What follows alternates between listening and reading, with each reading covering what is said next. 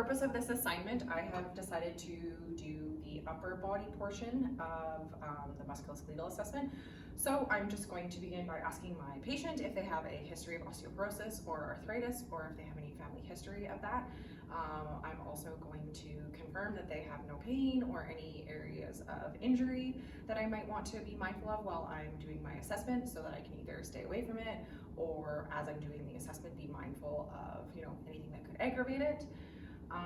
So I'm going to start by having the patient just turn and have their back facing me. I'm going to face them towards you so you can see. So starting at the very top of the head, I'm going to basically be looking for any kind of deviation, whether or not they're lateral, whether or not their head is tilted either way. I'm going to now, get them to move. You can turn your head left, you can turn your head right. Assessing for range of motion here, making sure that they have the full range. Is the range pain-free? And then some of the strength assessments that you could do is you could have them put your hands here up on their jaw and have them push against. And then again, other side. Here, just looking for any imbalances, relax. Is there a difference between left and right? Is one side stronger than the other? And then inquiring if you find the discrepancies. Next thing that I want to look for is in here, again, palpating and making sure that there's no pain or discomfort. Here I'm just going along the spine, feeling all the spinous processes, making sure that there's no bulging, everything feels good. Also looking to assess to make sure that it isn't deviating from left to right, assessing for scoliosis. Now would be a good time to ask for history of scoliosis as well. This person is fine, no scoliosis, no issues there. Then I'm going to assess the scapula and feeling for the spine of the scapula, assessing that they're both even. So here you can see they're slightly deviated a little bit. The left one is a little bit elevated in comparison to the right. Not a whole lot, but a little bit. Then now I'm feeling down the border and into the apex of the scapula. And again, measuring here, not only the distance from the spine, but are they even on left to right side?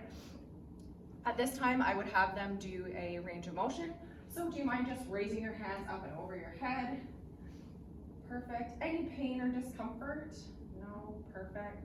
So that's full range, no pain or discomfort. One thing you can also watch here is the apex of the scapula. Also watch the glenohumeral rhythm. So for every 2 degrees that the scapula moves, or for every 2 degrees that the arm humerus moves, there's 1 degree of movement in the scapula. So everything looks good there. Just checking the abduction and adduction, and then we're gonna have you go straight out in front. So same thing, going up, arms over the head, perfect. Abduction or a flexion and extension looks good. No pain or discomfort in that joint, good. One thing also too we want to watch is, if you don't mind, do you mind bending forward and touching the bench in front of you? Watching to see that there's no issues here in the spine as they bend forward, no pain or discomfort. You can stand back up. I'm going to get you to turn around and face me. So now we would assess the strength of the arm. So if I just get you to put both your arms up like this, perfect. Here I would just hold down and say resist my movement. Awesome, good. So for this strength, we're going to give a grade between 0 to 5, 5 being that they have good strength, 0 being obviously there is none, they are even able to lift their arms up. And then now I just get you to move your wrists up and down, no pain or discomfort. All right, and relax. So can you squeeze my fingers?